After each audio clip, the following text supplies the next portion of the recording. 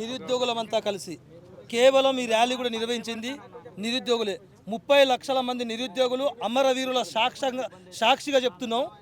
ఎందుకంటే ఇవాళ ఎవరైతే 30 లక్షల మంది నిరుద్యోగులు చదువుకుంటున్నారో వాళ్ళ సాక్షిగా 20 మంది విద్యార్థులు చనిపోయారో వాళ్ళ సాక్షిగా ఖచ్చితంగా కాంగ్రెస్ ప్రభుత్వం కాదు, ఇది మోసాల ప్రభుత్వం.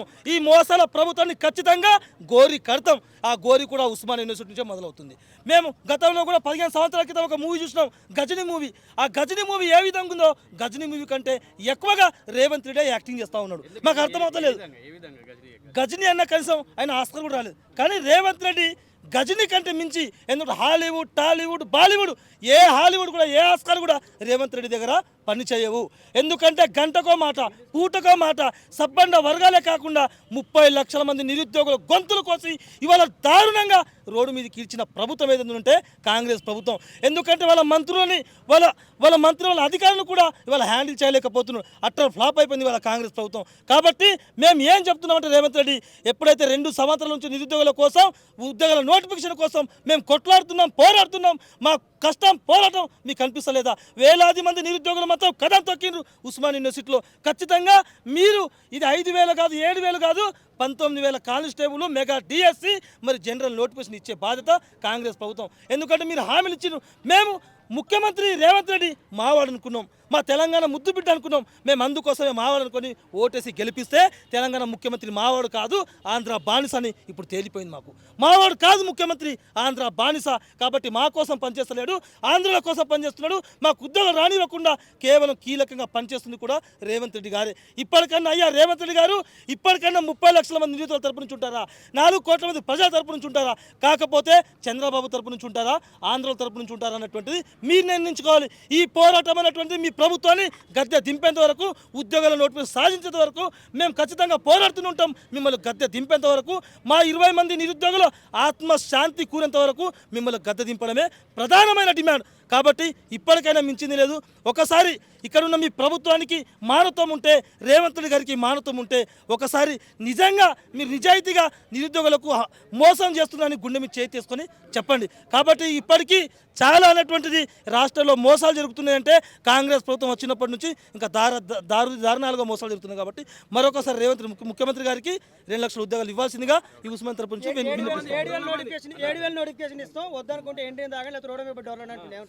7,000 ఉద్యోగాలు నోటిఫికేషన్ ఇస్తామంటే ఆయన ఇంట్లో నుంచి ఇస్తుందా? ఇదే ఆమోదం ఎంత 19,000 ఉద్యోగాలు ఇవ్వని చెప్పింది.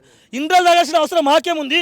అవసరం ఒకటి మీ ఎమ్మెల్యే మంత్రులు మీరు అందరూ కలిసి ఇండ్రలు తాగండి, మేము మళ్ళీ ఒక ప్రభుత్వాన్ని ఏర్పాటు చేసుకుంటాం. మేము తాగాం, ఎందుకంటే మేమే ఓట్లేసి గెలిపించుకున్నాం. మేమేందుకు తాగుతాం? మిమ్మల్ని గత దింపి మిమ్మల్ని తాకిపిస్తాం.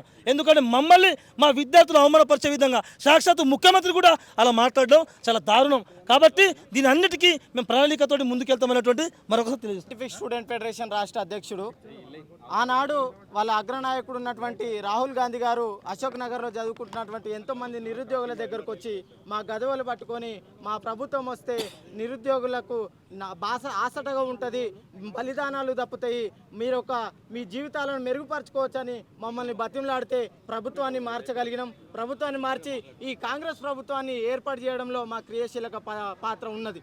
ఆ పాత్రని మీరు ఈరోజు ఊపదంపుడు ఉపన్యాసాలకు పరిమితం చేసి మీరు ఇచ్చినటువంటి హామీలను తుంగలో తొక్కి మా యొక్క జీవితాలతో చెలగటమాడుతున్నటువంటి కాంగ్రెస్ ప్రభుత్వాన్ని మేము హెచ్చరిస్తూ ఉన్నాము.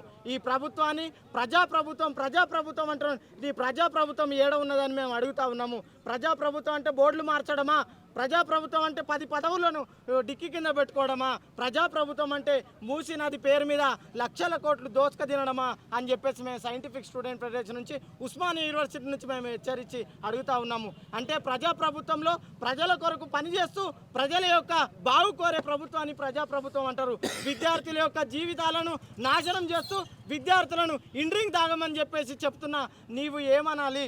అంటే నువ్వు ప్రతి రాష్ట్రంలో పక్కన ఉన్నటువంటి తమిళనాడు రాష్ట్రంలో యాక్టర్ అయితే, పక్కన ఉన్నటువంటి మధ్యప్రదేశ్ రాష్ట్రంలో డాక్టర్ అయితే, ఇంకొక రాష్ట్రంలో లాయర్ అయితే, మన రాష్ట్రంలో ఉన్నటువంటి ముఖ్యమంత్రి నోటుకు కేసు దొంగ అని చెప్పేసి నిరూపించుకోవడం కోసమే, ఒక గుంపు మేస్త్రాన్ని నిరూపించుకోవడం కోసమే ఈ యొక్క ఆగడాలను నువ్వు రెత్తి చూపిస్తున్నావు అని చెప్పేసి మేము ఈ ఉస్మానియా వేదికగా చెప్తా ఉన్నాం. కాబట్టి ఈ రాష్ట్రంలో విద్యార్థులు తలుచుకుంటే రాజ్యాన్ని నిర్మించగలుగుతారు, అదే రాజ్యాన్ని కూల్చగలుగుతారు. కాబట్టి ఈ రాష్ట్రంలో విద్యార్థుల యొక్క గోసని నువ్వు కనాలి. ఎందుకంటే చదువుకుంటే తెలిసేది చదువు విలువ, ఉద్యోగం చేస్తే తెలిసేది ఉద్యోగం విలువ. ఒక గుంపు మేస్త్రికి ఏం తెలుసు విద్యార్థుల యొక్క భవిష్యత్తు విలువ అని చెప్పేసి మేము ఉస్మానియా నుంచి హెచ్చరిస్తాము. కాబట్టి 20,000 ఖాళీలు ఉన్నాయని చెప్పేసి రాష్ట్ర డీజీపీ చెప్తుంటే 5,000కు మాత్రమే పరిమితం చేసి నోటిఫికేషన్ ఇస్తా అని చెప్పేసి అంటే, గతంలో కూడా 2-3 ర్యాలీలు తీసి మేము ప్రభుత్వాన్ని హెచ్చరిస్తే ఇప్పుడు 7,000 మాత్రమే రిలీజ్ చేస్తాం, తీసుకుంటే తీసుకోండి, లేకపోతే ఇన్రింగ్ తాగండి. ఇన్రింగ్ మేము తాగడం కాదు, నీకు దాపుతామని చెప్పేసి ఉస్మానియా సాక్షిగా మేము హెచ్చరిస్తూ ఉన్నాము. కాబట్టి ప్రభుత్వాన్ని ప్రజాప్రభుత్వం, ప్రజల కోసం పనిచేసే ప్రభుత్వం ఉంటే మాత్రమే మేము దానికి సహకరిస్తాం, ఈ ఉద్యమాన్ని మేము ఆపగలుగుతాం. లేని పక్షాన నువ్వు ఒకనాని ప్రజలకు కానీ నువ్వు ఇచ్చిన 6 గ్యారంటీలు చేయట్లేదు, ఆ మూసి నది మీద పడ్డావు, ఆ హైడ్రా అని చెప్పేసి పైసలు దోసుకునే ప్రయత్నం చేస్తున్నావు, ఇక్కడ రాష్ట్రంలో ఉన్నటువంటి నిధులను మొత్తం తీసుకొని పక్క రాష్ట్రంలో నువ్వు ఇస్తున్నావు. నువ్వు నా తెలంగాణ ముఖ్యమంత్రి అనుకున్నాం, కానీ మమ్మల్ని మోసం చేసి నువ్వు ఆంధ్రాకు తొత్తుగా మారినావని చెప్పేసి ఈ సందర్భంగా తెలియజేస్తున్నాం. ఎందుకంటే తెలంగాణలో జర్నలిస్టులు ప్రశ్నిస్తే ఆంధ్రాలకు పట్టిస్తున్నావు, తెలంగాణలో యూట్యూబర్లు ప్రశ్నిస్తే ఆంధ్రాలో యూపీఏలు పెట్టిస్తున్నావు. అంటే నువ్వు ఎవరికి తొత్తుగా పనిచేస్తున్నావు? విద్యార్థుల కోసం పనిచేస్తున్నావా, లేకపోతే ఓటర్ల కోసం పనిచేస్తున్నావా, లేకపోతే నీ స్వలాభం కోసం పనిచేస్తున్నావా?